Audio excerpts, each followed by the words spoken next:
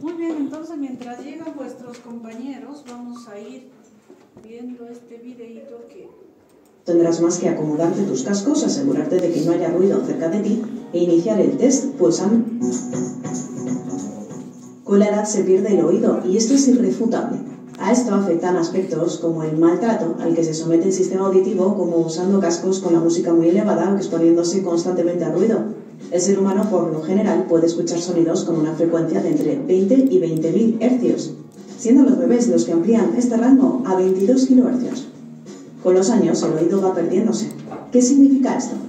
Que con el tiempo se dejan de oír las frecuencias más altas. De ahí que muchas personas no lleguen a escuchar el timbre o el teléfono. Por suerte existe un test que puede decirnos si la edad de nuestros oídos es la misma que tenemos. Disponible en su web ariadme.com, este test no necesita más de 30 segundos para mostrar la edad real de nuestros oídos. Ha sido realizado por profesionales, lo que garantiza que la frecuencia de audio que se utiliza está correctamente ajustada. Para iniciar no tendrás más que acomodarte tu botón verde para iniciar el test. Frecuencia entre 200. Es importante que no escuches música previamente a realizar el... Pero bueno, hay de todas formas datos importantes.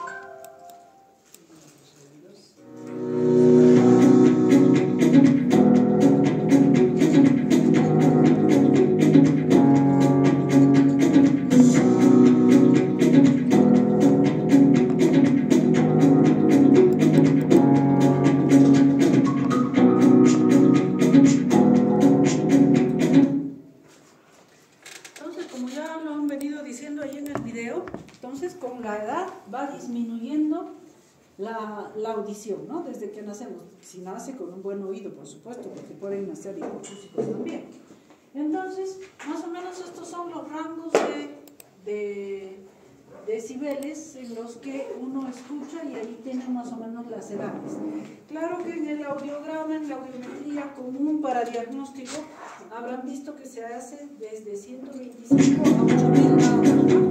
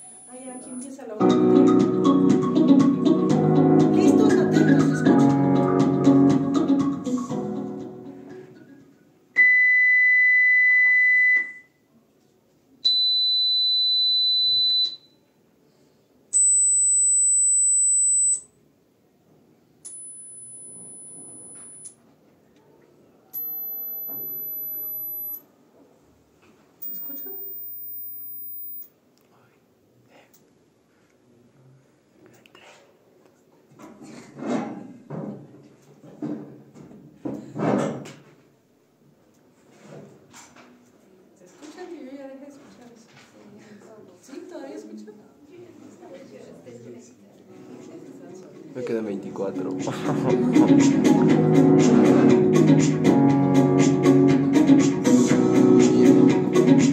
escuchado el 20? No, no he visto los numeritos. Entonces es importante también recordar este detalle, ¿no? Que la audición cómoda, normal, sin hacer daño, es más o menos hasta los 80 decibeles. Si es que la audición es mayor, entonces ya es algo que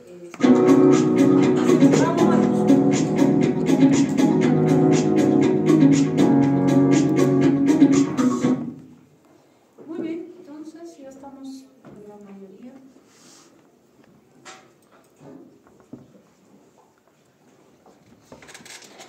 Muy bien, entonces hemos estado viendo lo que es el oído, ¿no es cierto? Cómo funciona, hemos visto en nuestra clase anterior, y incluso hemos visto algunas patologías del oído, y ahora veremos algunos exámenes, cómo podemos medir la audición o cómo podemos orientarnos en cuanto al diagnóstico. Hay unos elementos, no sé si lo han visto, que se llaman diapasones, y si son músicos también habrán visto el diapasón. Los músicos usan mucho el diapasón de 125, que dicen que da la letra la, ¿no es cierto? Y bueno, hay muchos de 125, de 500 es el que más usamos, 1000, 1024, etc. Entonces, como ven, son estos elementos de aluminio, son dos ramas que se unen en una, y nosotros hacemos vibrar esto con un pequeño golpecito y empieza la vibración y produce sonido. Entonces ese sonido lo podemos escuchar y hay diferentes tipos de pruebas que podemos hacer con el diapasón.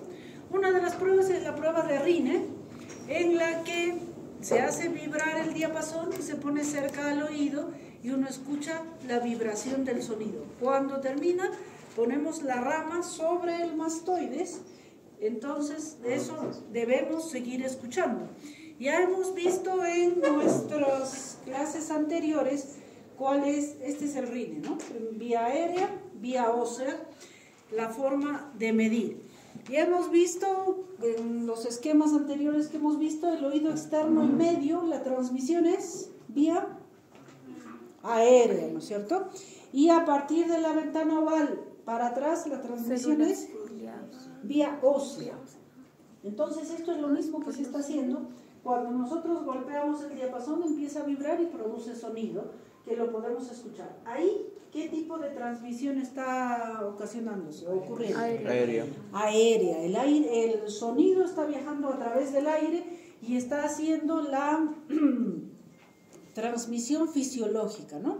Entra por conducto auditivo externo, golpea membrana timpánica, golpea los huesecillos, el estribo golpea la ventana oval y ahí luego se mueven los líquidos endolinfáticos, se estimulan las células ciliadas y el impulso se vuelve nervioso y va a la vía aérea.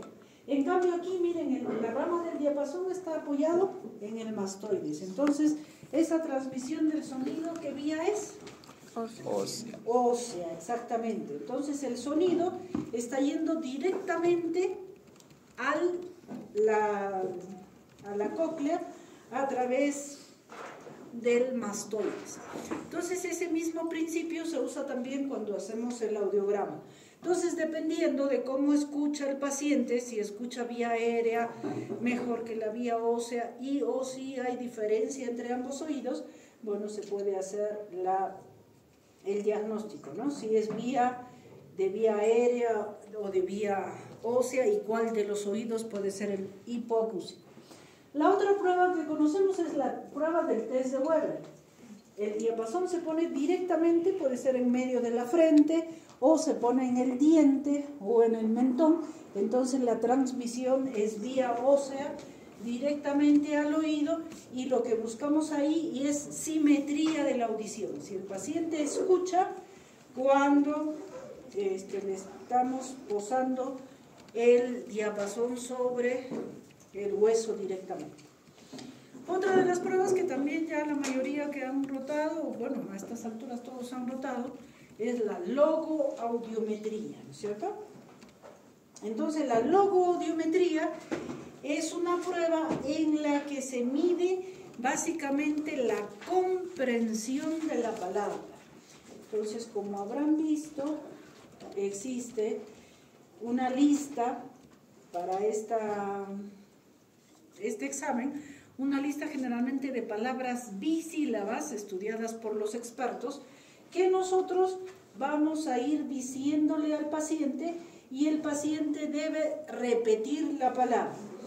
Como ya hemos visto que se va perdiendo la audición y sobre todo en las hipoacusias neurosensoriales a predominio de los tonos agudos, entonces allí las palabras van, ¿qué decir?, distorsionándose, ¿no? Creo que ya habíamos puesto incluso el ejemplo. Si yo al paciente le digo sordo, él no escucha el s, porque es un sonido un poco agudo, solo escucha ordo, ¿no es cierto? Y asume que le han dicho gordo. Entonces van así distorsionándose las palabras, por eso es que el hipoacúsico y sobre todo el presbiacúsico, que ya todos conocen y hemos hecho, escucha una palabra por otra. Entonces tiene una distorsión en la comprensión del sonido. Entonces normalmente lo que se hace en esta prueba es medir, contar y sacar el porcentaje de comprensión de la palabra. Si es una comprensión mayor de 50%, entonces todavía tiene un pronóstico, ¿qué decir?, aceptable, ¿no? Porque incluso cuando aprendemos un sonido extranjero, con que escuchemos o entendamos el 50% de la frase, el otro 50% un poquito que lo deducimos, ¿no es cierto? Pero si la comprensión de la palabra es menor al 50%, entonces la discriminación ya es muy mala. Por eso es que hablamos, cuando hemos hablado de presbiacusia, que si a un paciente que tiene una discriminación muy baja, le ponemos audífonos, entonces va a ser más, ¿qué decir?, más malo, porque la puede escuchar más alto, pero no entiende lo que escucha. Entonces lo volvemos loco escuchando algo que no escucha, ¿no? O no entiende, ¿no es cierto? Porque lo ideal, la gracia de escuchar, es pues entender e interpretar los sonidos que estamos escuchando. Entonces, a ver, esta parte ya lo hemos hecho.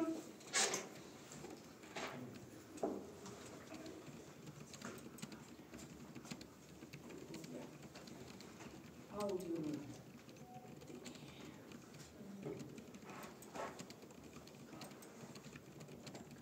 Entonces, recordando la anatomía del...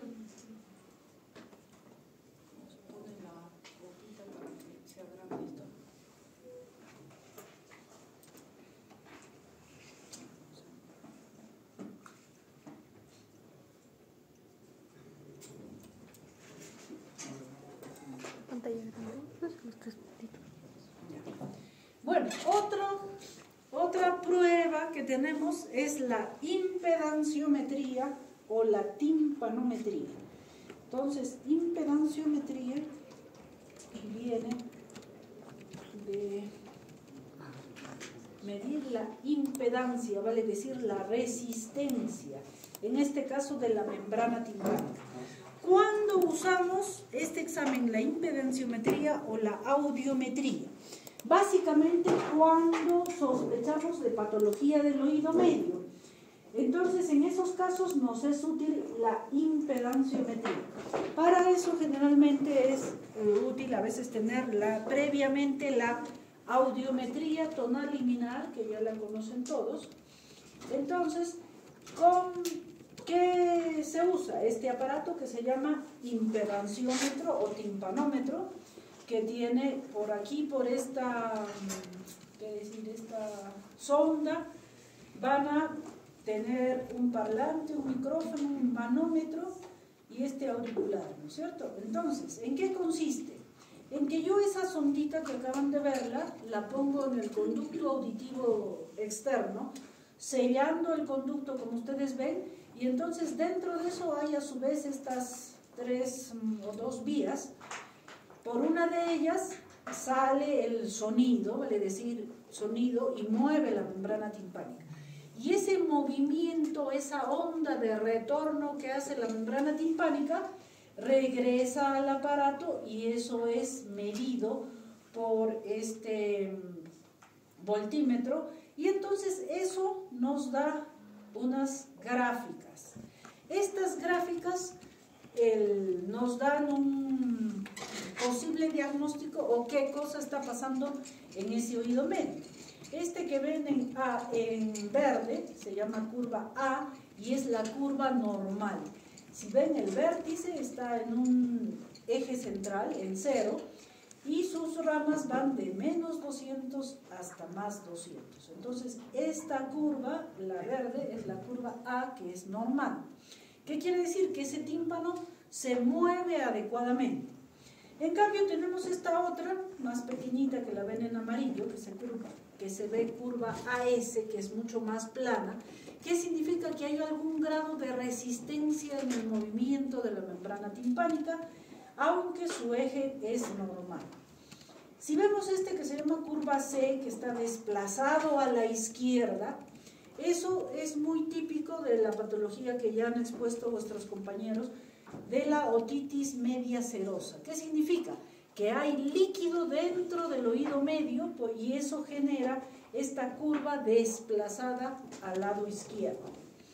Esta curva que ven en rojo, alta, grande, incluso en el vértice, no siempre se unen y queda abierta. Entonces, ese tipo de curva A, ¿qué significa? Que esa membrana timpánica es muy móvil y generalmente se debe a luxación de los huesecillos del oído. Y finalmente esta curva B, que es bastante plana, ¿qué significa? Generalmente cuando hay perforación de la membrana timpánica. Entonces ese sonido, ese aire que han introducido a través del aparato, pues ya no hay rebote, al contrario, pasa por la perforación y se va hacia la trompa y ya no dibuja prácticamente una curva. Entonces, estos dibujos que nos hace el impedanciómetro nos ayudan muchísimo a saber más o menos qué hay o qué patología es la que tenemos en el oído medio. Entonces ahí está el aparato, ahí está la sonda, el paciente. En este examen no necesitamos colaboración del paciente, con que esté quietito, sin hablar, sin moverle, el aparato solito hace los dibujos que acabamos de ver y como decimos, la curva A es la normal y la que esté desviada del eje o de la altura, entonces son diferentes patologías que podemos tener en ese oído medio. Entonces, ya otra vez estamos redundando en el tipo de curvas. Otro examen que debemos recordar, y por supuesto, como están viendo ahorita, cada uno más o menos tiene sus indicaciones, ¿no? Otro examen son los potenciales evocados auditivos. En este examen es, qué decir, muy parecido al electroencefalograma que hacen los neurólogos, ¿no es cierto? Por eso incluso el aparato casi es el mismo con distintas, qué decir, software, variaciones, y por eso es que generalmente lo hacen los neurólogos. Entonces también se le pone unos electrodos al paciente y se le emite sonidos. Entonces el aparato igualmente dibuja estas ondas, la más frecuente es la onda 5, y bueno, este dibujo es más o menos el que suele aparecer. Entonces esto indica una, dependiendo de la altura, del compliance, de todo de las curvas, nos indica una audición normal. Pero si la curva fuera plana, en ese caso nos estaría indicando que ese paciente no escucha, nos estaría indicando un grado de hipoacusia. La, qué decir, desventaja del potencial evocado es de, ya han visto, ahorita vamos a ver también en el audiograma, que el audiograma mide desde 125 a 8000 Hz. En cambio, los potenciales evocados solo de 4000 a 8000 Hz. Entonces, los niveles menor a 8000 Hz realmente no son bien detectados por este aparato, ¿no? Y la ventaja, la gran ventaja, por eso es que se usa mucho en los niños, es que no necesitamos colaboración del paciente. Que el paciente esté quietecito y incluso hasta dormido o paciente en coma, podemos hacerle los potenciales evocados auditivos y dependiendo de la onda que recepcionemos, entonces vamos, si cierro esto, se cierra todo.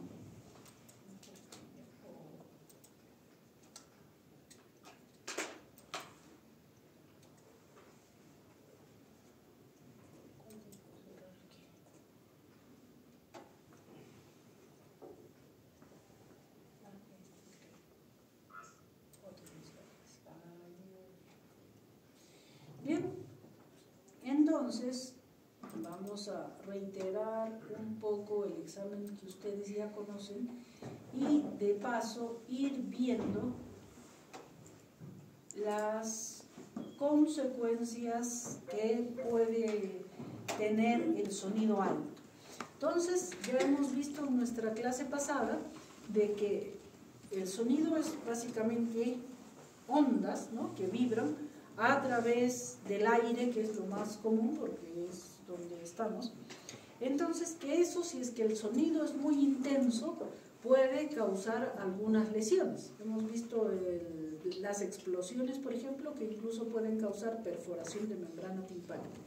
Pero sonidos altos, que no llegan hasta explotar la membrana timpánica, igualmente pueden causar daño a nivel del oído. Y sobre todo, pues ahora en las empresas, con esto de la medicina ocupacional, que es una nueva especialidad de la medicina, miden mucho y cuidan mucho para cuidar la salud de los obreros, de los empleados, sobre todo en empresas que el grado de ruido que se produce es muy alto, ¿no?, como son en las fábricas, en las minas, por ejemplo. Entonces, que estos sonidos pueden llegar a dañar el oído. Entonces, la audiometría tonal liminar, que ustedes han visto, han conocido, ya saben, necesitamos una cámara audiométrica, el audiómetro, un paciente y el examinador, ¿no es cierto? Entonces, primero definamos un poco lo que es sonido. Sonido, son esas ondas que vibran, que nuestro cerebro interpreta y generalmente el sonido es algo grato que tiene algún significado para nosotros, que pueden ser palabras, voces, música, por ejemplo. En cambio, el ruido ya es un sonido, pero indeseable, generalmente por su intensidad de sonido o por las características de que no es comprensible y que fisiológicamente incluso puede ser dañino para el oído. Entonces, saberlo diferenciar. La anatomía del oído ya hemos hablado bastante, las funciones del oído, que lo hemos repetido muchas veces. Recordar que el sonido tiene estas características, ¿no?, de cómo van las ondas, si van a alta frecuencia o baja frecuencia, y dependiendo de eso, los sonidos pueden ser sonidos graves o sonidos agudos. Entonces, la velocidad del sonido. La velocidad del sonido en el aire, como ustedes saben, es de 344 metros por segundo. En cambio, si el medio en el que viaja el sonido es distinto, la velocidad de este viaje de las ondas sonoras también es diferente. En oxígeno puro, miren, es 317. En el plomo, en los metales, la transmisión del sonido es mucho más intensa, por eso se usa, por ejemplo, el diapasón, que es de aluminio. En el agua también es 1450 metros por segundo, en el aluminio, lo que les dije hace un momentito, y en el caucho, en el jeve, por ejemplo, es 54 metros por segundo. Por eso es que el caucho generalmente se usa como aislante del sonido, porque la transmisión del sonido, en este caso, es mala, ¿no? Dependiendo, claro, de lo que queramos. Entonces, el sonido se mide en hercios, que son los ciclos por segundo. Como ya han estado viendo en el video inicial, más o menos nacemos con una audición entre 20 a 20.000 decibeles incluso, y que a medida que vamos avanzando la edad, esto se va reduciendo. Y para la medición común, usamos entre el 125 y el 8.000 para vía aérea, y entre el 250 y 4.000 para la vía ósea. Y los tonos de conversación, la mayoría de los tonos de conversación están entre los 300 y los 3.000 hercios. Entonces, en este mundo, ¿cómo quito la parte izquierda? Ayúdenme. No, acá está la copita, perdón, no la había visto. Ya, entonces, ¿qué decir? A ver, normalmente en la naturaleza, y estamos diseñados para eso, que los sonidos generalmente son pues hasta 70 decibeles aproximadamente, salvo una catarata, una cosa que, un rayo que produzca eventualmente ruidos muy intensos. Pero ahora que tenemos tantos elementos, la época de la etapa industrial, etc., entonces han incrementado esos sonidos que ya resultan dañinos para el oído. Como ven aquí, miren, 10 decibeles más o menos es cuando una hoja de un árbol cae, más o menos emite 10 decibeles. Y así vamos avanzando. Cuando hacemos una voz cuchicheada, más o menos está entre los 40 y 50 decibeles. La conversación normal generalmente se realiza en unos 60 decibeles y, por ejemplo, un automóvil más o menos emite 70 decibeles. El ruido en la calle, ya sobre todo cuando hay tránsito intenso, puede emitir incluso hasta 80 decibeles. Un camión grande ya emite 90 decibeles. Una electrosierra 110, cuando ustedes están en la discoteca son entre 110 y 120 decibeles. El despegue de un avión está entre 130 y 140 decibeles. Entonces, mayor a 80 decibeles ya son sonidos peligrosos, ¿no? Y dependiendo de la legislación de cada país, a veces lo reconocen entre 80, 83 o 85 decibeles, el grado máximo en el que el empleado puede estar sometido, ¿no? Aquí ven lo mismo, un poquito más nítido que la figura anterior. Miren, un concierto de rock, más o menos 110 decibeles. En la discoteca están entre estos 100 a 110 decibeles. Por eso es que cuando ustedes salen de la discoteca salen con acúfenos, ¿no es cierto? Que les dura hasta el día siguiente. Porque ahí que hay un trauma acústico agudo. Ese sonido intenso ha lesionado el oído, ha lesionado las células ciliadas, pero como generalmente entran ustedes en un periodo de reposo, que toda la semana después no van, entonces se restablece. Pero en los empleados que trabajan 8 horas diarias, todos los días, en las fábricas, en ellos resulta, ya se hace un trauma acústico crónico, ¿no? Muy bien, entonces, sordera ocupacional, ya es una enfermedad profesional, como veníamos diciendo, causada por la exposición a ruidos muy intensos. Y como decíamos que con esta época en la que vivimos, en que hay pues cada vez más empresas, minas, fábricas, etc., entonces la gente está sometida a estos efectos indeseables del sonido y que causan daño en la persona. Y eso causa ya efectos fisiológicos, efectos del sueño, psicológicos. Fisiológicos, ¿por qué? Ustedes mismos, después de salir con la discoteca, con ese ruido, no tienen un sueño muy normal, ¿no es cierto? Incluso hasta el día siguiente persiste ese sonido que a uno lo mantiene incómodo. Psicológicos después en el futuro, parecido a lo de la presbiacusia, pues al no escuchar, están causando problemas en la comunicación, en la familia, en el volumen de escuchar el televisor, en aislamiento, etc. Entonces ya causa mayores problemas. Entonces, bien, los efectos fisiológicos tenemos una sordera transitoria, como la que estamos diciendo cuando ustedes van a la discoteca, y muchas veces cuando esto es repetitivo en las personas con trauma acústico crónico, les puede aumentar la presión arterial, aumenta las palpitaciones, aumenta la frecuencia respiratoria, incluso perturba el equilibrio hormonal, alteraciones del sueño, como decíamos anteriormente, y sobre todo dificultad en conciliar el sueño, y también alteración en la duración del sueño. Y estos pacientes pues se ponen irritables, menor interés por muchas cosas, problemas psicológicos, dificultad en la concentración, y después se van incrementando alteraciones en las relaciones interpersonales, desinterés en general y aislamiento.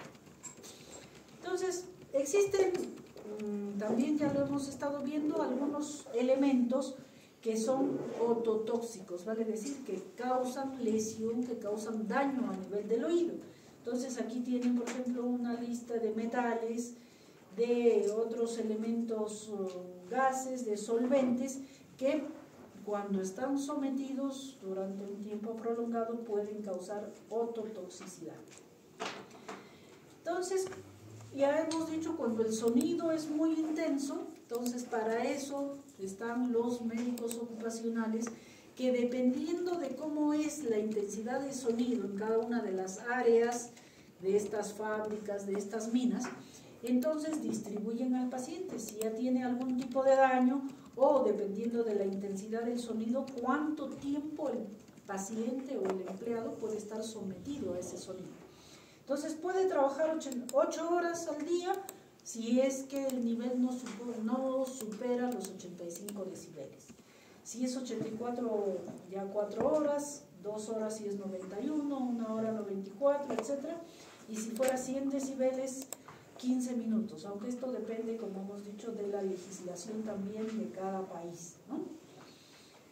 A ver, entonces, máximo nivel permitido. Incluso existen tablas en los municipios de, por ejemplo, horarios, ¿no? Que uno no puede hacer una fiesta, desvelar a todos los vecinos, y también hasta qué nivel están permitidos, y dependiendo del horario, los decibeles de intensidad a los que pueden estar sometidos.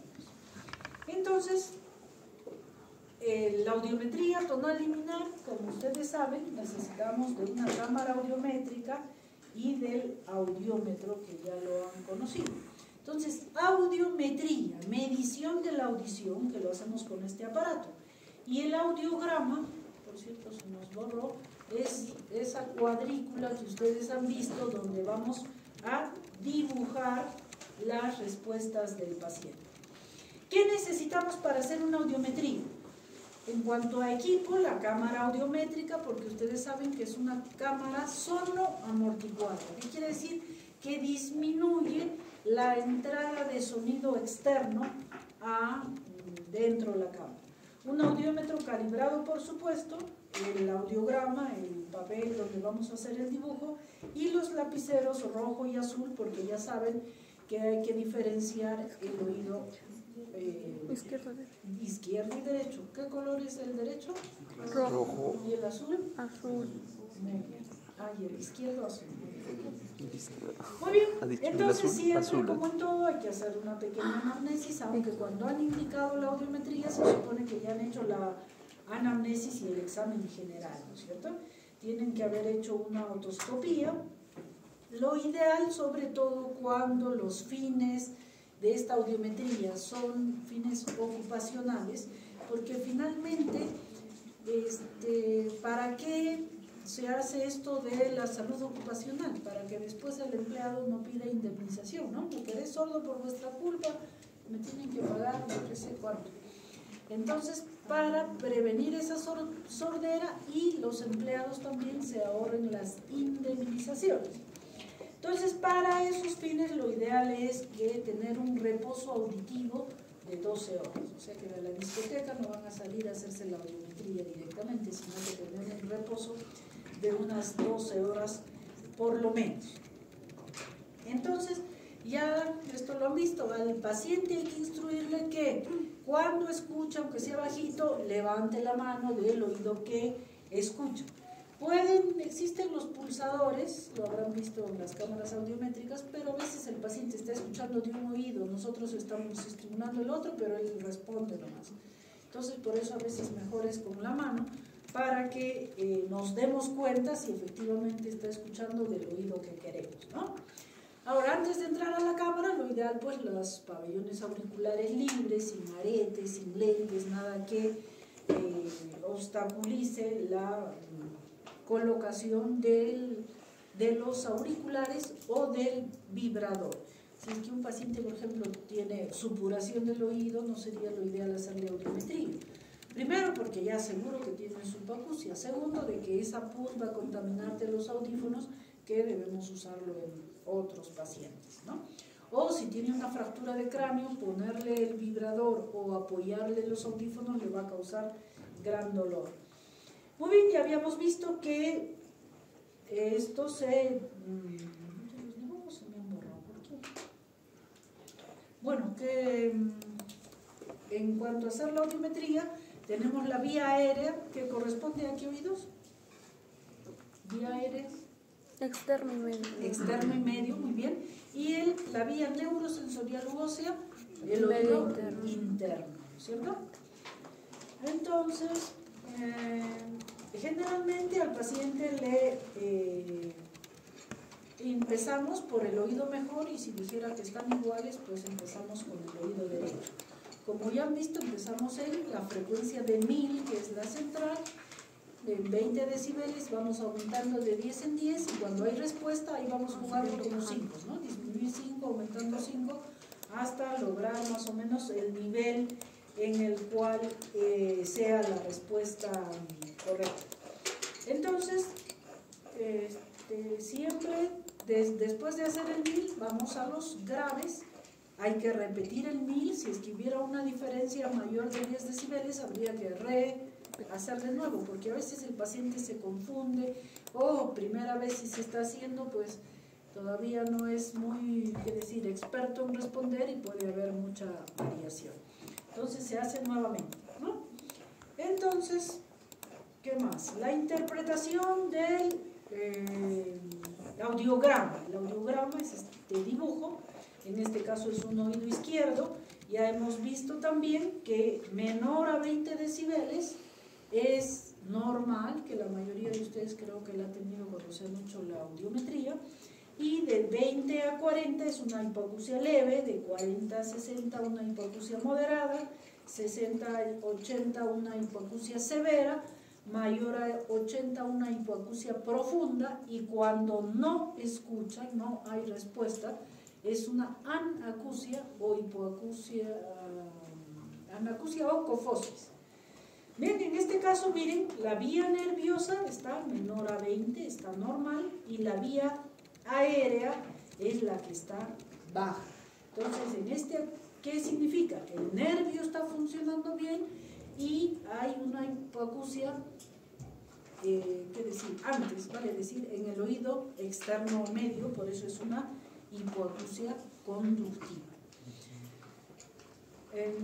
Aquí vemos otra, miren, el oído derecho está en el rango normal, y el oído izquierdo, miren esta caída que tiene, y la vía neurosensorial está junto con la vía aérea. Entonces esta es una hipoacusia neurosensorial izquierda con oído derecho normal. Aquí al revés, el oído izquierdo está normal y no hay respuesta del oído derecho. Esta es una anacusia o cofosis derecha con el oído izquierdo normal. Entonces, en cuanto... Oye, la mayoría de los dibujos se me han borrado. En cuanto al trauma acústico, la gráfica del audiograma es muy parecida a la presbiacusia. Por eso es que hemos dicho que es importante siempre cuando tomamos los datos en el audiograma, por supuesto la identificación, nombre, edad, fecha, ¿no? Sería lo más saltante. Edad para esto, saber si es una presbiacusia o podría ser un trauma acústico o otro tipo de hipoacusia. A ver, ¿qué más? Aquí estamos, intervencionetría. Y bueno, ya hemos hablado tanto de hipoacusia que vamos a...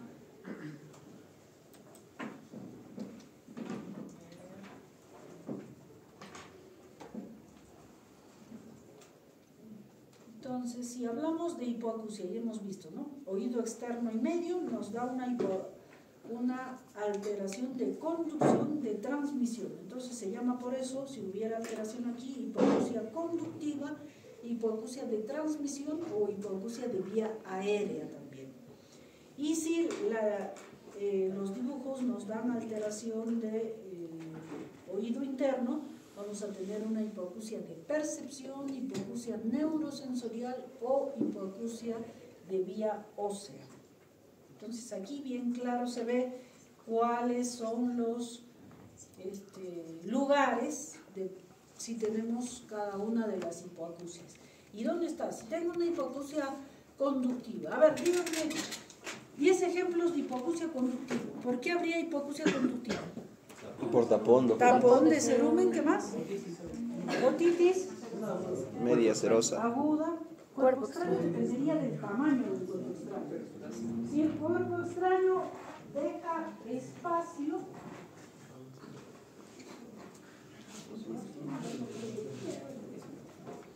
entonces si el cuerpo extraño es pequeño y da espacio a que pase el aire, no va a haber hipoacusia. Cuando hemos visto tapón de cerumen en la clase pasada hemos dicho igual, el tapón si deja 1 milímetro de luz, 1 milímetro, ven lo chiquitito, que permite el pasaje del aire, va a haber una audición normal.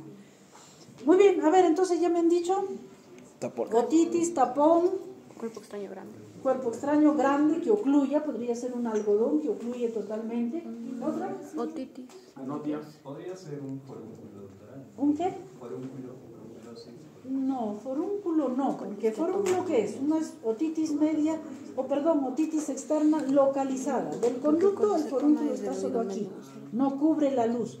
Pero sí una otitis externa difusa podría dar gran edema y ocluir todo el conducto. Entonces una otitis, un forúnculo no, pero sí una otitis externa difusa intensa, ¿no?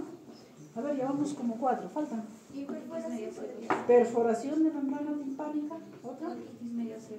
Otitis media cerosa. Microtia o anotia. Ya, microtia, anotia, sí, pero más que eso, agenesia de conducto. ¿Ya? Agenesia de conducto porque todo el conducto está tapado. Por cierto, una agenesia de conducto generalmente produce una hipoacusia conductiva de más o menos unos 70 decibeles. Bien, nos faltan 3 más. Colesteatoma, doctorita. Colesteatoma, ¿sí? ¿Qué más?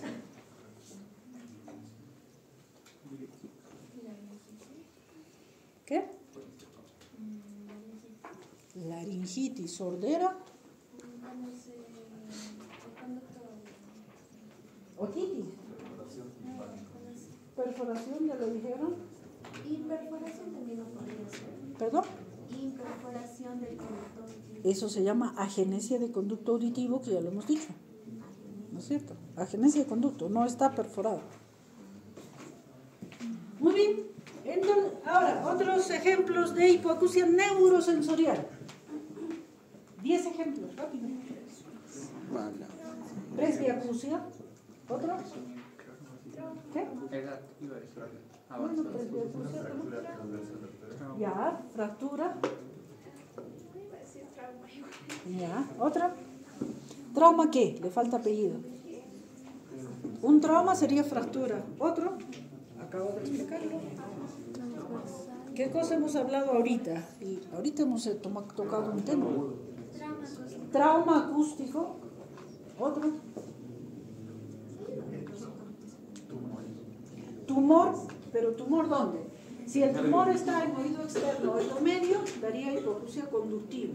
Si el tumor está a nivel de oído interno, ahí sí, o de nervio, daría hipoacusia neurosensorial. Entre ellos, por cierto, un ejemplo un poco común de tumor de oído interno que produce hipoacusia neurosensorial sería el soplo, que está en el ángulo pontocerebeloso aquí.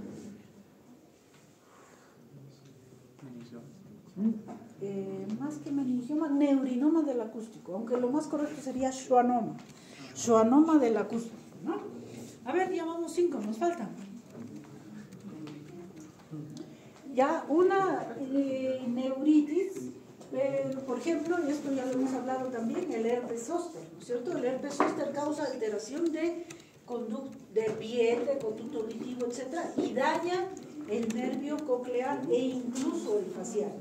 Entonces hay una hipoacusia neurosensorial en el síndrome de Ramsay-Hunt y en el herpes, bueno, es lo mismo, herpes zóster. Otro. Diabetes con el tiempo va causando, ustedes saben, la lesión neuronal en general, ¿no es cierto? Y también empeora, como no, la percepción neurosensorial del oído. Bien, otro. Laberintitis, ya podría ser, pero eso es más a veces propio del laberinto mismo, no siempre causa sordera, ¿ya? Pero sí podría haber otro tipo de lesiones. ¿Qué más? Luego, bueno, ya hemos dicho, ¿no? Trauma acústico. Trauma acústico, la lesión estaría aquí, a nivel de la cóclea, en las células ciliadas, el schwannoma a nivel del nervio, por ejemplo, ¿no? Entonces, hipoacusia conductiva. Puede haber también hipoacusias congénitas, ¿no es cierto? Puede haber hipoacusias por idiopáticas también, como es la hipoacusia súbita, que es una hipoacusia neurosensorial súbita. Entonces, ya acabamos de ver dónde están las lesiones anatómicas, ¿no es cierto? Entonces, un tapón de cerumen causa una hipoacusia conductiva. Ya hemos visto cuerpo extraño grande, tapón de cerumen, tumor, estenosis, que la estenosis puede ser congénita, puede ser traumática, puede ser también temporal, como la otitis externa que habló vuestro compañero, perforación de la membrana timpánica, supuración, cuando el oído está lleno de pus, o de líquido seroso, como lo han mencionado también por ahí. Y en este caso, pues el diagnóstico nos ayuda mucho la otoscopía, ¿no es cierto? ¿Tiene conducto? ¿No tiene? ¿Está con tapón? ¿Está con algo? ¿La membrana timpánica está íntegra o no? Y también lesiones del conducto auditivo externo, como acabamos de mencionar. Y en la hipoacusia neurosensorial, miren, ya hemos visto que el sonido, la estimulación, va directamente a la cóclea a través del hueso. Entonces, en este caso, las lesiones de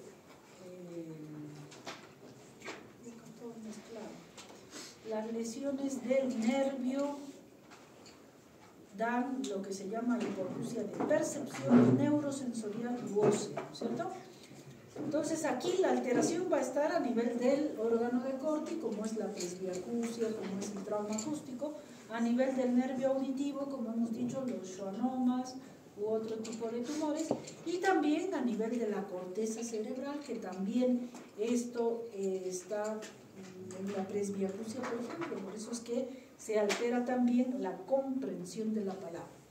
Entonces, las causas de esta hipoacusia pueden ser congénitas. Miren, hay muchos síndromes asociados a hipoacusia neurosensorial, o pueden ser de causa adquirida, vale decir, no genética, ¿no? Entre ellos, por ejemplo, que la madre haya tenido rubiola, sífilis, que durante el nacimiento el niño haya tenido hipoxia, sea prematuro, problemas a veces en la compatibilidad RH, ¿no es cierto? Perinatales, que haya traumatismo obstétrico, ototoxicidad, infecciones del sistema nervioso. En los adultos pueden afectar todas las enfermedades que hemos mencionado, más la edad propiamente dicha, como ya hemos hablado, en cuanto a la presbiacusia. Entonces nos ayuda para determinar qué tipo de hipoacusia, qué tipo de lesión de todas las enfermedades que venimos hablando, por supuesto, hacer una buena anamnesis, el examen físico y, dependiendo de vuestra sospecha, el uso de los exámenes auxiliares que hemos mencionado, ¿no es cierto? Por ejemplo, si yo sospecho de una otitis media serosa, ¿qué exámenes debo pedir? Audiometría, resonancia magnética. Perfecto. Y si el niño es menor de 5 años, ¿le podremos hacer una audiometría tonal liminar? No.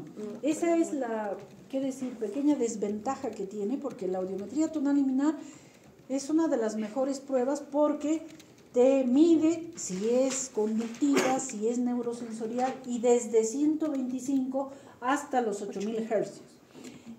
Pero necesita la colaboración de un paciente. Porque como ustedes han visto, el paciente hay que preguntarle, ¿escucha o no escucha de este oído o del otro? Y en la logo con mayor razón porque tiene que repetir las palabras que escucha, ¿no es cierto? Entonces, en un niño muy pequeño que no colabora, no es posible hacerle la audiometría tonal liminar, o en un paciente, no sé, deficiente mental, poco colaborador, o en un paciente en coma no podemos hacerse. Bien, entonces, ya, en una hipoacusia por otitis media serosa, entonces lo ideal sería una audiometría y una impedanciometría. Si sospechamos de una hipoacusia neurosensorial, ¿qué examen le haríamos?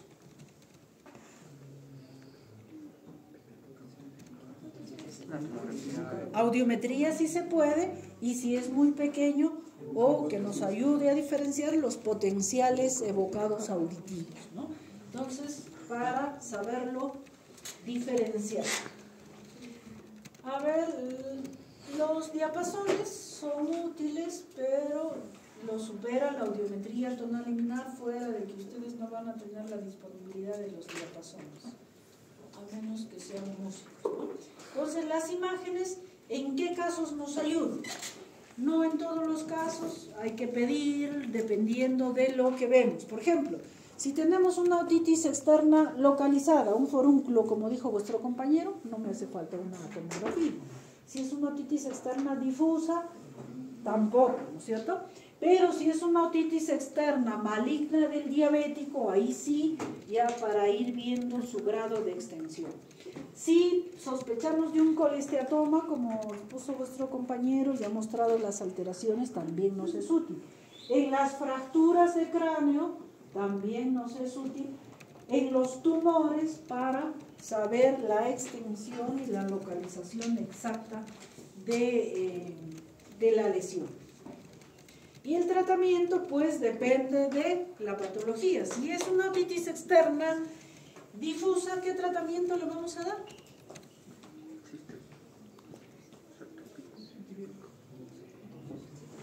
Sí, claro, su antibiótico, y dependiendo si es un forúnculo nada más, pues su drenaje y quizás una cosita tópica, ¿no? Una desinfección por ahí. Si ya es mayor, su antibiótico. Si es una otitis media serosa, el tratamiento será Miringotomía. miringotomía y tubo de ventilación. Muy bien. Entonces, si es un colesteatoma, ¿cuál es el tratamiento? Sacar Quirúrgico, ¿no? Operar ese tabique. Y si es una hipoacusia neurosensorial, ¿cuál es el tratamiento? Si es un schwannoma, ¿cuál será el tratamiento? Quirúrgico, hacer la exéresis del tumor, ¿no es cierto? Que, por cierto, lamentablemente van a tener que sacar el nervio acústico y no va a haber recuperación de audición. Y puede quedar con parálisis facial. Pero si la hipoacusia es por trauma acústico, por presbiacusia, por una hipoacusia neurosensorial congénita, el tratamiento va a ser el uso de audífonos, ¿no es cierto? Dependiendo del grado, del nivel de hipoacusia, entonces también va a ir un poco la utilidad de los audífonos. Si la hipoacusia neurosensorial, leve, moderada, incluso severa, nos puede ayudar los audífonos comunes que ustedes conocen, el que tienen la parte que entra en el conducto auditivo y, bueno, hay chiquititos, ¿no?, que pueden ser intracanales o generalmente retroauriculares. Entonces, en esos casos puede ser útil. Pero si la hipoacusia es ya mayor, es una hipoacusia profunda, entonces ahí ayuda mucho el implante coclear. El implante coclear, no sé si tengo otra figura, es un tipo de audífono. Es un tipo de audífono que se introduce, por eso se llama coclear, implante coclear. Se pone en la propia cóclea. Entonces, a través de una operación, fresamos un poco el mastoides, ubicamos la ventana redonda e introducimos una sondita parecida a esta, que tiene en la punta varios electrodos y cuanto mejor entre en la cóclea, siquiera aspira y media, entonces vamos a tener buen resultado. Y tiene una parte, aquí solo se ve la parte externa, que es como una moneda. Entonces esa moneda en el propio cráneo se talla un espacio para esa especie de moneda que es el receptor y se lo fija y encima va la piel, ¿no? Entonces cuando cicatriza esto, ahí a ese imán, a esa moneda, se pega el receptor externo y el aparatito para captar el sonido y la vibración, o el sonido va a entrar directo del receptor a esa como moneda y directamente va a la cóclea. Entonces esto se usa en las hipoacusias profundas y es muy importante detectar esto y se pone, sobre todo, se puede poner en muchas personas, pero es sumamente útil, vital, diría yo, en los niños.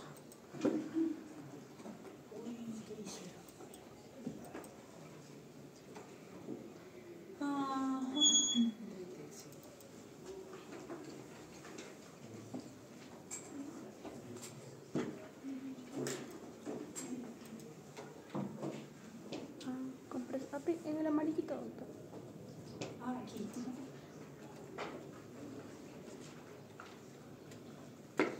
Bien, entonces hemos hablado mucho de hipoacusia. Es importante, por cierto, ¿qué hora es? Es 4, ¿no? Sí, doctora. Es importante conocer. Presentación, dice. Sí. Bien, hemos estado hablando entonces de distintas enfermedades, dentro de ellos de la presbiacusia, que se supone que la dominan mucho, va a venir mucho en el examen. Y haciendo un paréntesis, aquí nuestro delegado, no sé si está hablando con la señorita Kelly, que nos ha aceptado a través del doctor Virto y bueno, las autoridades, publicar el tríptico que han diseñado ustedes. Así que, bueno, no sé, por cierto, ¿cuándo es? ¿Cuándo nos van a entregar? Doctorita, según la actividad que está programada, está para el 12 de junio, de 8 a 9 de la mañana. Hasta el momento ya se envió la resolución a la decana no iba a aprobar la guía. Y recién me van a enviar la resolución. Bien, entonces se ha diseñado un tríptico, bueno, bastante bonito, que hemos incluso a los ganadores un poquito conjuncionado para hacerlo un poco mejor, más explícito. Ya saben ustedes, el objetivo es de que ustedes enseñen a los familiares y a la población, incluso nos han aceptado, porque hay que enseñar a la población estudiantil también de la universidad cómo hay que tratar al paciente presbiacúsico, porque todos nosotros tenemos familiares, amigos, y van a tener ustedes pacientes presbiacúsicos, así que es importante cómo saber tratarlos. Entonces, bueno, cuando nos entreguen, pues a su vez se les va a entregar a cada uno de ustedes. Estamos diseñando una actividad y para, ¿qué decir?, cumplir con la autoridad universitaria también, ustedes tienen que hacer esa pequeña exposición. Ya nos dividiremos en los grupos a vuestros compañeros aquí en la universidad, otro grupo serán en los hospitales, tanto Lorena y Regional, y por supuesto tiene que haber un registro de que ustedes están enseñando y distribuyendo los trípticos, y a su vez ustedes en vuestra familia también entregar y concientizar, ¿no es cierto? Porque la idea no es solamente que el conocimiento quede con ustedes, sino la idea es difundir ese conocimiento. Muy bien, entonces un poco que ya me perdí. Ya. Sí.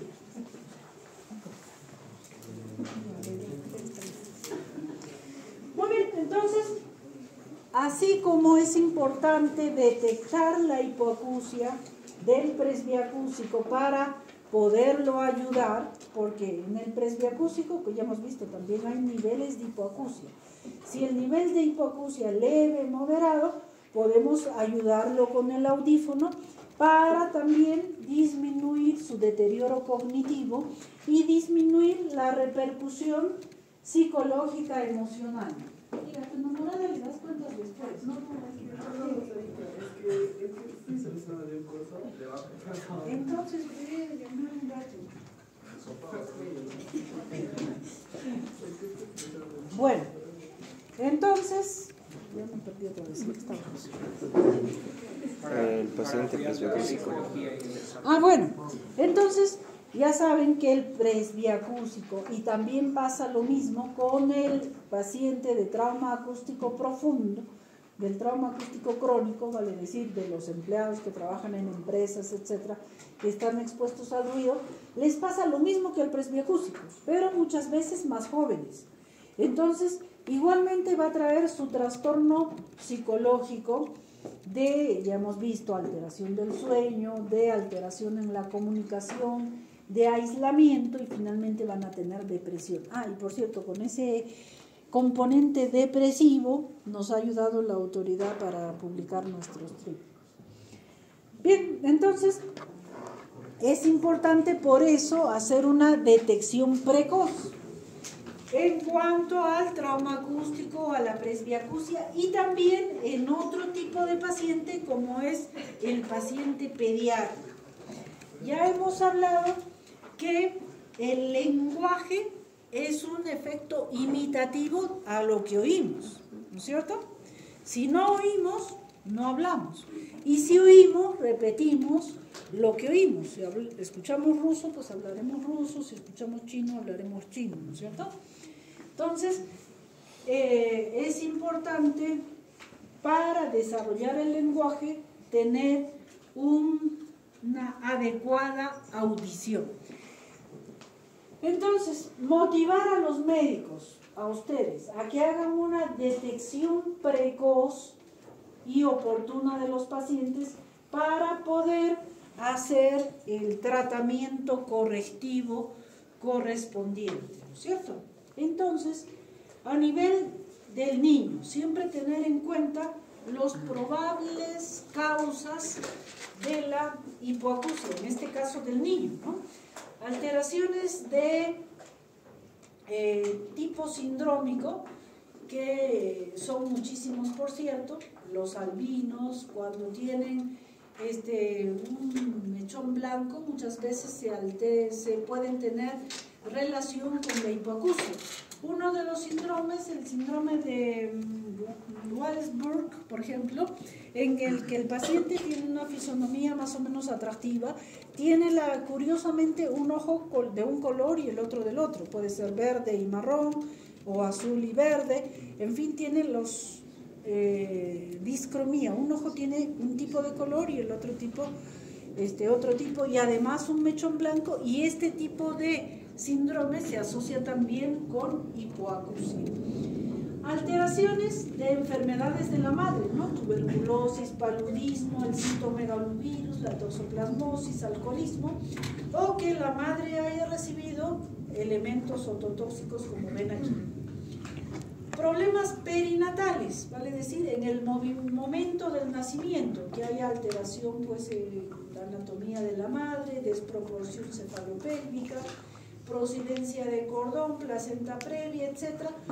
Diferentes patologías que las ven aquí que podrían causar hipoxia en el momento del nacimiento, y esto a su vez desarrollar hipoacusia. Procesos postnatales inmediatos, ¿no? Que el paciente tenga ictericia postparto, que él haya tenido diarrea, fiebre, enfermedades renales, o en el transcurso de su niñez poder tener meningitis, parotiditis, sepsis. Meningitis, pues hay una alteración de las meninges del cerebro propiamente y puede dañar el nervio, el octavo par. La parotiditis, si es en diversas edades, y sobre todo si da en edades un poquito mayores, puede causar alteración del nervio. En los niños pequeños, como los genitales y el nervio auditivo no están muy desarrollados, puede pasar un poco desapercibido.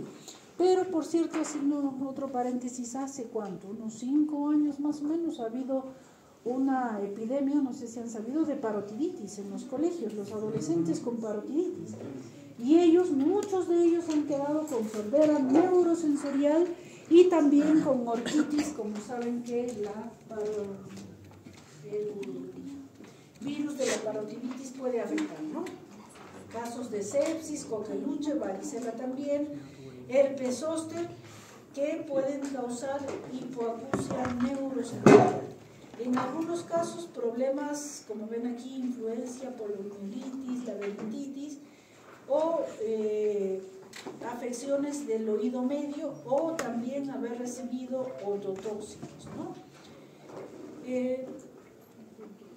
Entonces hay que tener en cuenta en los niños esto, que al primer mes el niño, por ejemplo, cuando está expuesto a ruido, una cosa que hace, cierra los ojos y mueve las manos, ¿no es cierto? Un efecto reflejo al primer mes de vida. En el segundo o tercer mes de vida ya el niño puede despertar con un ruido intenso, incluso ya puede hacer pequeños balbuceos de monosílabos. En el cuarto mes, ya cuando algo se cae, voltea hacia el lado donde el elemento ha producido ruido, ¿no? Se acabó, ustedes le ponen una sonaja, si le ponen por el lado derecho, voltea a la derecha, si le ponen por el izquierdo, voltea a ese lado.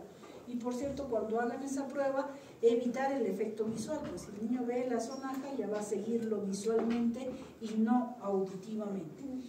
En el quinto mes, que ya empieza a incluso a hacer diferencia la voz de la mamá, de la voz del papá,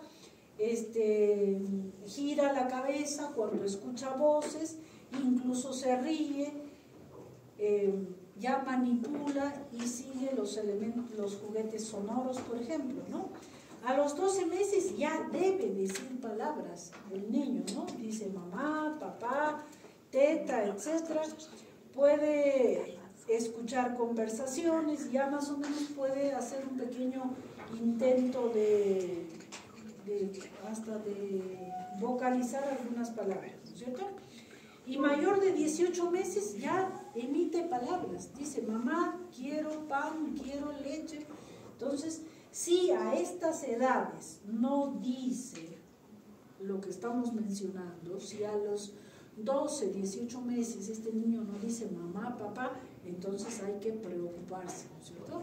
Si no identifica de dónde viene el sonido, etc., entonces ya debemos preocuparnos y hacer un estudio exhaustivo de su hipoacusia. Entonces, lo primero, otoscópico, para ver si tiene buen conducto auditivo, si hay membrana timpánica perforada, si hay una otitis media serosa de la cual hemos hablado, y si ya es un niño un poco mayorcito, poder hacerle una audiometría, incluso impedanciometría si es que sospechamos de una otitis media serosa, que es lo más común en los niños pequeños. Y en un niño pequeño, la otitis media serosa, ¿cuál es su causa principal? Por la trompa.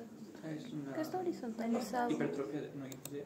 Es una hipertrofia adenoidea, porque si es niño mayor ya, o adulto ya no tiene hipertrofia adenoidea, pero sí en todas las edades puede fallarle la trompa. Entonces, hacerle una audiometría, dependiendo de la edad del paciente, para poder hacer el diagnóstico. Y si no podemos hacer la audiometría, es un niño muy pequeño, nos ayuda mucho los potenciales evocados auditivos.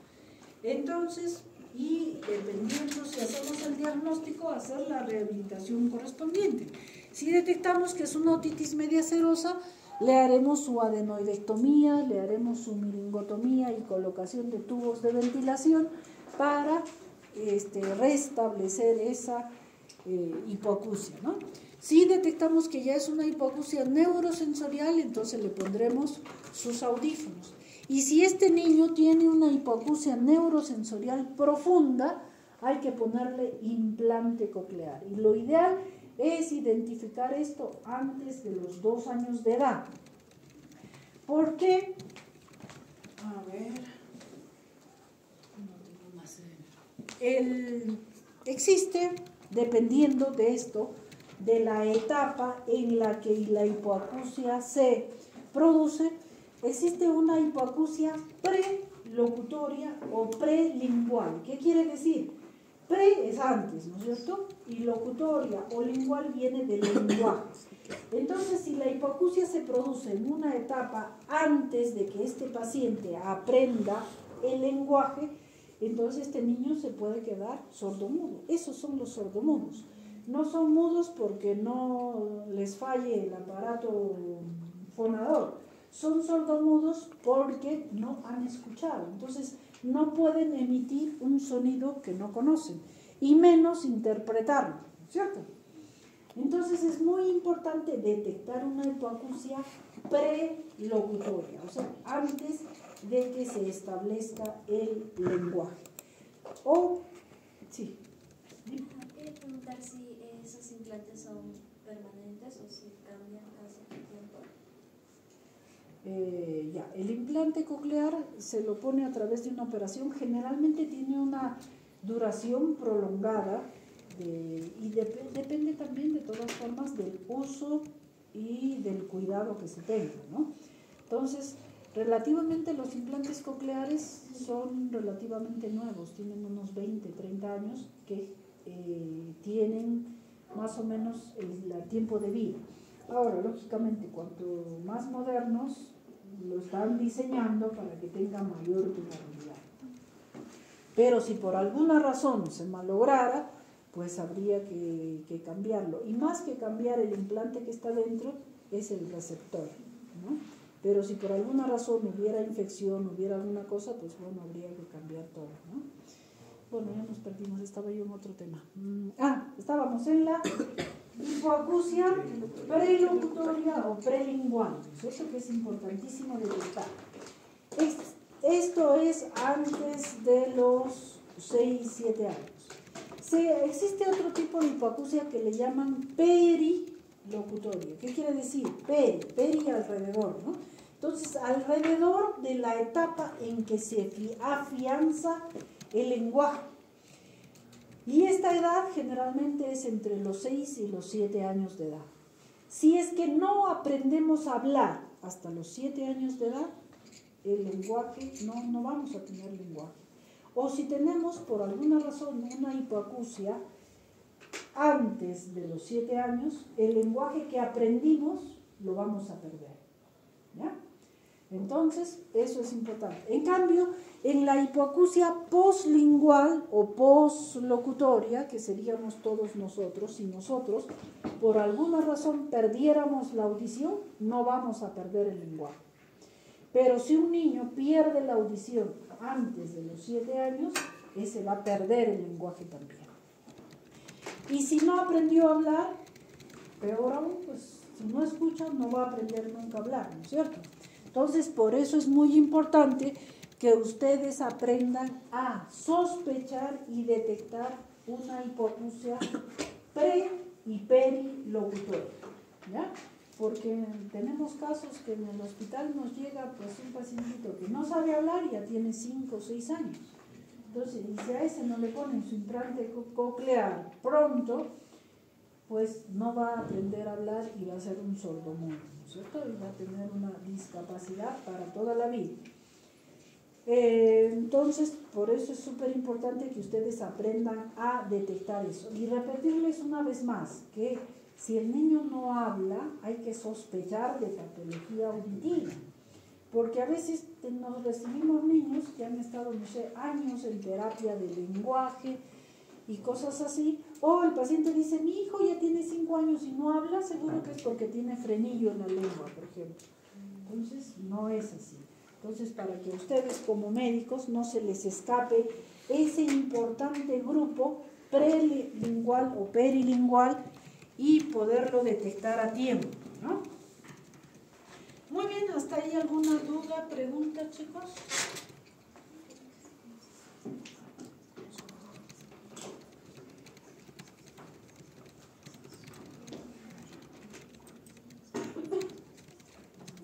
¿Dudas, preguntas?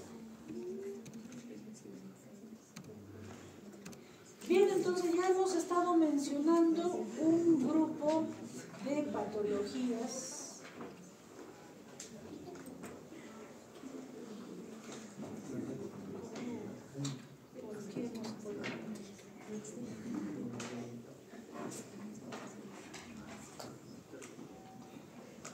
Chicos, preguntas, si tienen preguntas, háganla por favor, no cuchichean entre ustedes. Y si pueden ayudarme mejor, ya no entendí qué sale, por qué no sale esto. A ver, carga otra vez, doctora. ¿Cómo lo cargas? O sea, retroceda. Vuélvalo a abrir.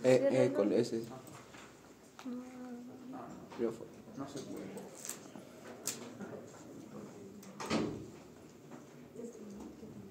Bien, entonces hay un grupo de enfermedades que no... Entonces, que lo abra nomás el correo. Sería en PDF, ¿no? Más desde su correo. Desde su correo nomás, como entró, ¿no, doctora? Cierren eso. Esa pestaña cierra. La primera, ajá, eso cierra. Y de ahí nomás. Aquí, ¿dónde descargo? Aquí. Al Al costado. costado. Aquí. Ajá.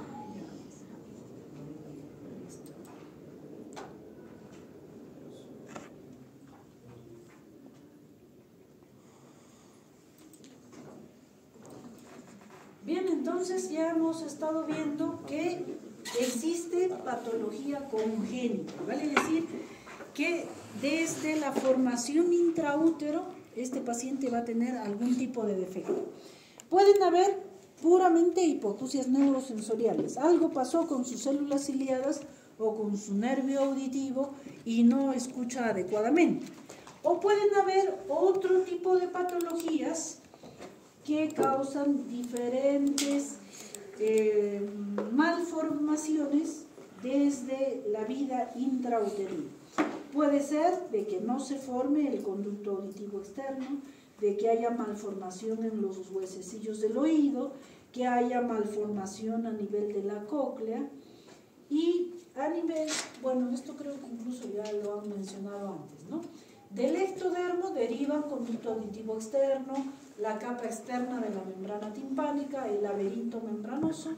Del mesodermo, el pabellón auricular, la capa media o fibrosa de la membrana timpánica, la cadena osicular y la porción ósea del oído interno. Y del endodermo, el epitelio de la membrana timpánica y la membrana timpánica y la capa interna de la membrana timpánica. Del primer arco branquial deriva el trago, la raíz del hélix, el hélix superior, la cabeza del martillo y el yunque. Del segundo arco branquial tenemos el hélix, la parte inferior, el antitrago, la concha, la apófisis larga del martillo, apófisis descendente del yunque, las cruras del estribo. De la primera hendidura branquial, el conducto auditivo externo, ¿no? Y de la primera bolsa faríngea, la trompa de Eustaquio, la caja misma del oído medio, el ático, el antro, las celdas mastoideas. Entonces, si en la formación intraútero hay alteración en alguno de estos arcos branquiales, hendiduras, etcétera, vamos a tener malformaciones tanto a nivel del pabellón, de los osículos o del propio endodermo. Entonces, aquí estamos viendo cómo se va formando sobre todo el pabellón auricular de diversas porciones de las hendiduras braquiales. Entonces, las malformaciones que podemos tener serían estenosis a nivel de conducto auditivo, la atresia y la agenesia, ¿no? Agenesia que no se formó, atresia que hay una formación parcial y estenosis que hay una estrechez en el calibre de las estructuras formales.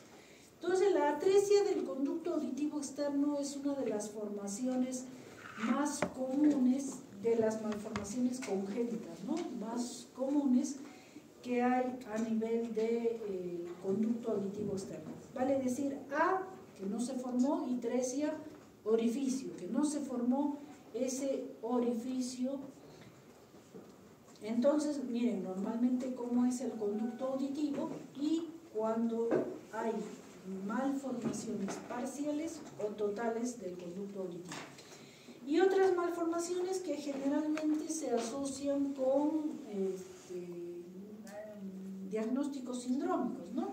Puede haber una microtia bilateral, puede haber una microtia de un lado, pero con incluso la alteración de toda la hemicara del mismo lado, síndromes como este, el Treacher-Collins, el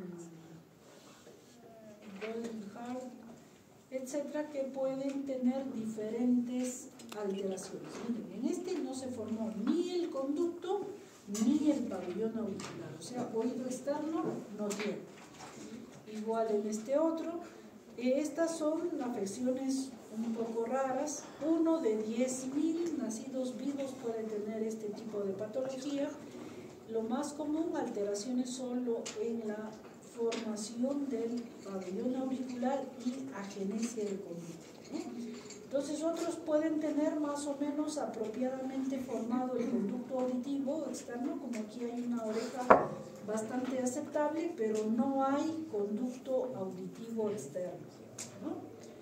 Pueden haber esbozos de pabellón auricular y la agenesia de conducto puede ser o membranosa, vale decir de la parte solamente fibrosa y de piel, o agenesia total del conducto auditivo, tanto en su parte ósea como en su parte membranosa. Entonces, miren, y aquí malformaciones, y pueden haber malformaciones de la propia cóclea o malformaciones de que no se forma el conducto. Miren aquí el conducto auditivo externo bien formado, permeable. Aquí está la presencia del martillo, la presencia de la membrana timpánica, y aquí no hay formación ni de oído medio y tampoco de conducto auditivo externo, pero sí tiene una cóclea, a veces puede estar bien formada o a veces también con alguna malformación. Entonces, en cuanto a la agenesia de conducto auditivo externo, vale decir, ya hemos dicho, no se forma el conducto, sea en su parte ósea o en su parte membranosa o en los dos. Entonces, en el caso de la agenesia de conducto auditivo externo, hasta hace algunos años, la idea era abrir el conducto auditivo externo.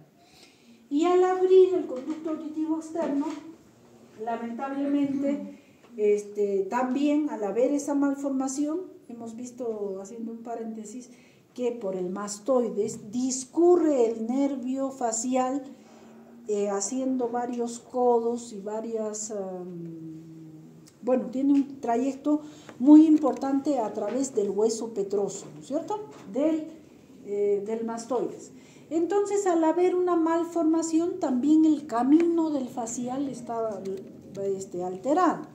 Entonces, cuando se trataba de abrir el conducto auditivo externo, primero que abrir un orificio que no se formó es bastante difícil. Abrir, no sé, un ano malformado, abrir una narina malformada, abrir el conducto, siempre hay una tendencia a fibrosar y a cerrarse ese conducto.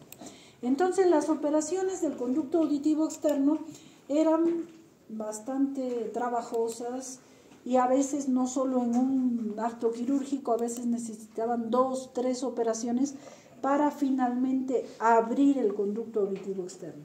Y además con el riesgo de dañar el nervio facial. Entonces, abríamos el conducto y lo dejábamos con parálisis facial. Y a veces, bueno, con tanto trabajo, haber abierto el conducto auditivo externo era finalmente para muchas veces ponerle el audífono, porque no es fácil crearle una membrana timpánica, crearle los huesecillos, ¿no es cierto? Entonces abríamos el conducto para ponerle audífono. Y si estaba asociado a la microtia, como ya han visto, entonces no hay ni dónde poner el audífono propiamente, entonces resultaba bastante difícil. Entonces, en estos pacientes, ya lo ideal se ha dejado de lado tratar de abrir el conducto, porque primero son muchas operaciones, mucho sufrimiento al paciente para un éxito muy escaso. Entonces, en este tipo de pacientes, en la agenesia de conducto auditivo, lo que ahora se hace es mejor poner un audífono de vía ósea. Aquí en el mastoides, hay varios tipos de audífono, ¿no? Se le pone un clavo de titanio, un tornillo de titanio, y ahí con un imán se pega la parte externa para captar el sonido y a través del tornillo de titanio y del hueso ir directamente el sonido a la cóclea, ¿no? Otro sería el implante coclear, aunque el implante, como hemos dicho, más se usa en las hipoacusias neurosensoriales profundas. Aquí se ve mucho mejor cómo es el implante. Miren, la sonda va y los electrodos están en la punta. Entonces, a través de la ventana redonda se introduce el implante lo más que se pueda en la propia cóclea. Como les decía, esa parte que es como una moneda, se talla un espacio en la propia calota y se fija, y eso está dentro de la cóclea y el otro receptor debajo de la piel. Y la parte externa, lo ven aquí, se pega a través de un imán, de ese imán, y ahí está el receptor externo, ¿cierto? Entonces este es el implante coclear, como su nombre dice, que va directamente a la cóclea y se pone a través de una cirugía, ¿no? Ahora, las desventajas que tiene el implante coclear. La primera limitante, el costo. Un implante coclear más o menos cuesta unos $35.000, ahora creo que está mucho menos, 28, $29.000, que de todas formas es un precio sumamente alto, que necesita una cirugía para colocarlo. Y tercero, de que también necesita un periodo de adaptación. Primero, los audiólogos tienen que estar chequeando cuántos electrodos funcionan, cuáles, cómo son, porque a veces incluso en el momento de colocar el implante se puede dañar alguno de los electrodos y quedar sin funcionar, ¿no?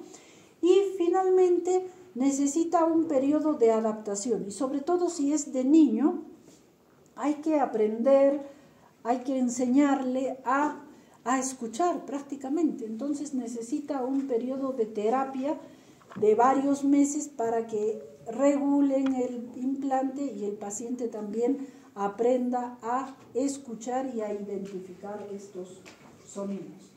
Entonces, como decíamos nuevamente, es importante detectar a estos niños para poder colocarles su implante coclear. Cuando hemos hecho la parte de presbiacusia, muchos de ustedes me han dicho que en las hipoacusias neurosensoriales se podría poner un implante coclear, ¿no? Teóricamente se pondría, y en una persona que tenga muchas posibilidades podríamos ponérselo, pero igual también los viejitos ya no todos tienen la paciencia de hacer las terapias, las capacitaciones, la adaptación al propio aparato. Entonces no es ponérselo y está resuelto el problema, ¿ya? Muy bien, a ver, entonces ya aquí se ve mucho mejor cómo es el implante coclear y cómo se pone. Y estos son los otros audífonos de vía ósea. Uno de ellos es el Baha, otro es el Ad-Ear. El Baha se pone un tornillo de titanio en la propia mastoides y con el imán se pega a la parte externa. O otros muy fáciles que se le pone como un adhesivo solamente, Ad-Ear, por eso se llama Ad, que es una membranita adhesiva y a la cual se adhiere el propio audífono. Entonces resulta más manejable, más barato, menos invasivo, pero la conducción, como ven ahí, es a través de la vía ósea, ¿no? Sea por el propio tornillo o por la parte adhesiva que se pone allí, la captación del sonido va directamente a la cóclea, no va vía aérea como normalmente suelen ser los audífonos comunes. Muy bien, a ver qué más. Bueno, ya está. Lo mismo que ya hemos explicado. Muy bien, hasta ahí, chicos. ¿Dudas, preguntas? Dime. ¿El implante coclear tiene un tiempo de vida?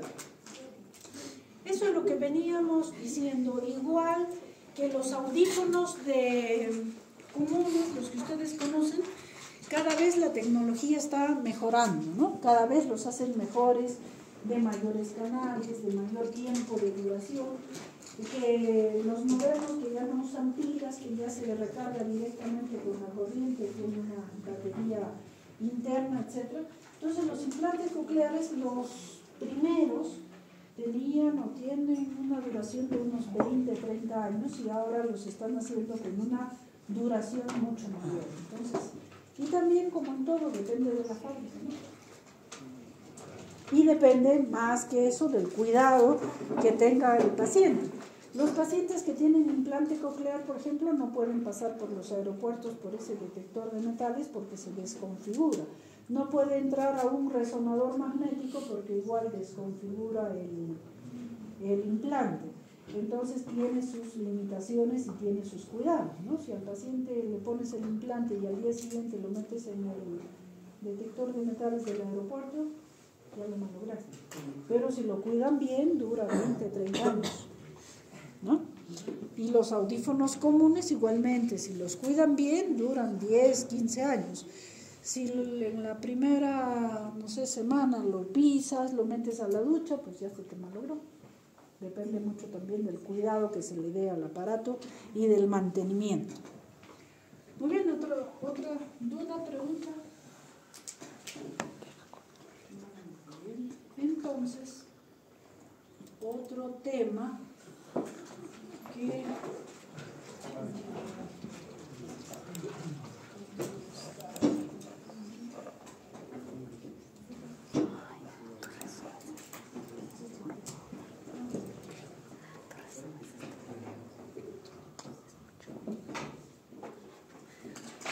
bien, tumores, hemos hablado ya de varios tipos de tumores, ¿no es cierto? Tumores benignos que ya lo han visto desde la clase inicial. Pueden haber tumores desde el pabellón auricular, ¿no es cierto? Pueden haber pequeños tofos, unas cositas blancas, duras, que pueden encontrar a muchos pabellones auriculares, que se tratan de los famosos tofos en los hiperuricémicos, en los que tienen gota, que también a nivel del pabellón auricular pueden juntarse estos cúmulos de ácido úrico. Pueden haber tumores de lipomas, seromas, hematomas, como ya hemos visto en nuestras clases anteriores. En el conducto auditivo externo, que tiene una parte cartilaginosa y una parte ósea, uno de los tumores más frecuentes en conducto auditivo externo son las exostosis, que el propio hueso del conducto auditivo externo crece hacia el interior y generalmente son varios, ¿no? Hay varios focos de crecimiento que estenosan el conducto auditivo externo. Eso se llama exostosis, generalmente es bilateral, generalmente simétrico, no ocluye toda la luz del conducto auditivo externo y es muy común en nadadores. Parece que en los que nadan en agua fría, un mecanismo de defensa del propio organismo de tratar de cerrar ese conducto auditivo externo para que no esté expuesto al agua, ¿no? Entonces la exostosis de múltiples focos, generalmente bilateral y más común en nadadores, que hay que diferenciar del osteoma, que es otro tipo de tumor óseo benigno, es un crecimiento óseo generalmente unifocal, unilateral. Es un tumor que el hueso crece y trata de cerrar la luz del conducto auditivo externo. A nivel del oído medio hay varios tipos de tumores. Puede haber tumores tipo colesteatoma, como el que ha expuesto vuestro compañero. Puede haber tumores también vasculares. Varios de vuestros compañeros ya han expuesto, ¿no es cierto?, ese famoso dibujito que han mostrado, la caja del oído medio. En el piso del oído medio están los vasos, tanto la carótida como la yugular, que en algunos casos pueden crear tumores, como es el famoso glomus yugular o el glomus propiamente carotídeo. Entonces, ¿qué pasa? Hay una dilatación de la yugular que carcome ese piso óseo de la caja del oído medio y se mete la propia yugular dentro del oído medio. Entonces va a causar hipoacusia, va a causar acúfenos, y generalmente tipo latido, como tiene relación a tumor vascular.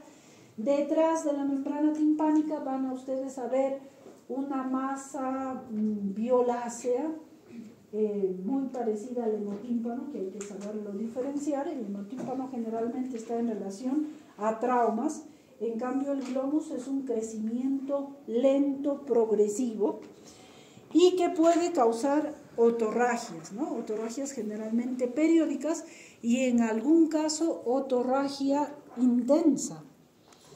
Alguna vez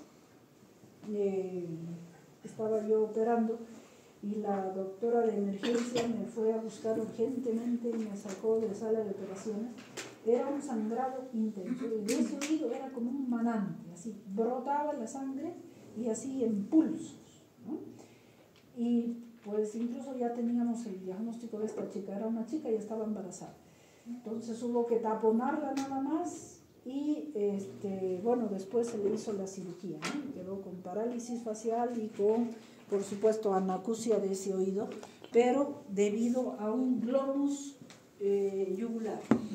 Entonces, existen así tumores benignos, tanto a nivel del oído externo como del oído medio, y a nivel del oído interno puede haber también algunas malformaciones y tumores, y dentro del oído interno el tumor benigno más frecuente sería el schwannoma, que hemos hablado hace un momento. Y también, como en todos los órganos, pues existen tumores malignos. Tumores malignos que pueden ser tanto a nivel del oído externo, a nivel del pabellón de la oreja. Los más frecuentes son tumores de piel, los famosos carcinomas, ¿no? Expuestos por la exposición a la luz solar, exposición intensa a ese tipo de elementos que pueden haber. Carcinomas vasocelulares a nivel del oído medio y del conducto auditivo, carcinomas epidermoides, y a ver qué más tenemos aquí. Entonces, el carcinoma más frecuente a nivel de conducto auditivo externo y del oído medio también es el carcinoma epidermoide, ¿ya? El carcinoma vasocelular es más a nivel de la parte externa del oído externo, valga la redundancia, y pues pueden causar otorrea, otorragia, puede haber también otalgia y por supuesto hipoacusia, dependiendo del grado de extensión y del tamaño, ¿no?, del tumor. Entonces, miren aquí en cuanto a tumores, y recuerden ustedes que lamentablemente los tumores malignos son bastante invasivos, ¿no?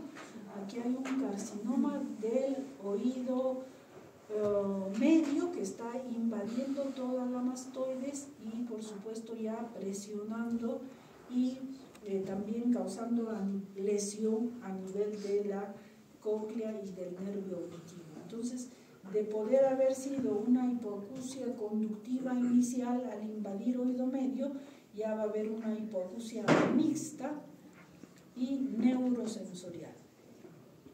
Entonces, el tratamiento de estos, dependiendo de la estirpe, recuerden ustedes que si vemos un tumor, finalmente el que va a hacer el diagnóstico definitivo va a ser el estudio histológico, el estudio anatomopatológico. Y dependiendo de eso, ya pues oncología dará el tratamiento de quimio o radioterapia o mixto, y dependiendo también de la estirpe del tumor, la respuesta a estos tratamientos, ¿no? Entonces, bueno, muy bien, entonces ya queda claro qué tipo de hipoacusia, qué tipo de lesión existe y cuáles son los tratamientos, ¿no?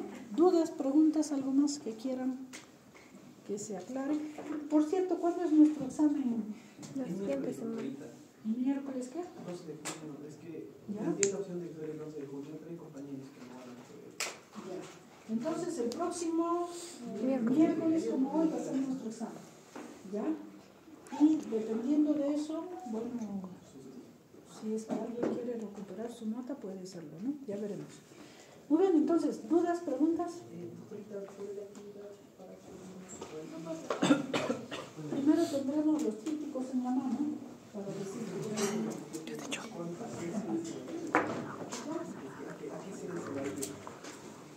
bueno, tenemos varios grupos, ¿sí? Entonces un grupo iría, por ejemplo, al hospital regional, en las salas de espera a los pacientes, una pequeña motivación, ¿no? Porque la sordera del viejito produce alteraciones y aquí tienen la información como hospital regional, hospital del seguro, otro grupo sería hospital Lorena, y otro grupo aquí mismo, vuestros compañeros. Entonces solo sería acá en Guayama. Porque por eso, o sea, lo que me dijeron, aquí se necesita para sacar el experiencia. Porque tenemos 3 de ellos. Somos 5 grupos. 4 grupos. Cada grupo es de 9 o 10. 9 o 10. Entonces serían los subgrupos. ¿Cuántos tenemos? 8. 8 grupos. Entonces, 8 grupos. A ver, uno iría, o 2 irían a los hospitales, porque el hospital es grande y tiene varios centros. 2 a salud, 2 a regional.